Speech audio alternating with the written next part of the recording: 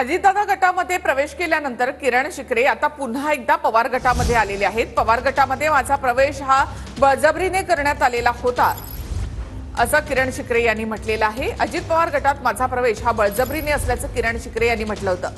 अजित पवार गटामध्ये प्रवेश करावा यासाठी माझ्यावर दबाव होता असं शिकरे यांनी म्हटलंय। तर किरण शिकरे यांच्यावर कोणताही दबाव नव्हता असं आनंद परांजपे यांनी म्हटलेलं आहे। सोनिया दुहान हे माझे अतिशय जवळचे सहकारी होते, त्यामुळे मला कुठेतरी वाटत होतं की त्यांनी पवार साहेबांबरोबर निष्ठेने राहावं। मी ओबरॉय हॉटेलला भेटायला गेल्यानंतर मला असा दबाव टाकण्यात आला की तटकरे साहेबांशी तुमचे खूप चांगले संबंध आहेत, तुम्ही 2 मिनिटं साहेबांना भेटून घ्या।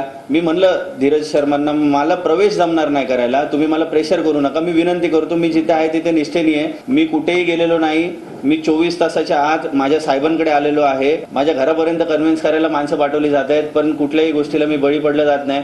हे काही मी फोटो मुद्दामून दाखवणार आहे। याच्यामध्ये किरण शिकरे हे हसताना दिसत आहेत। जबरदस्तीने माझ्यावर खूप दबाव होता, असं असतं तर धरून पकडून नेलं असतं ना आम्ही त्यांना, आणि गळ्यामध्ये मफलर घातला असता।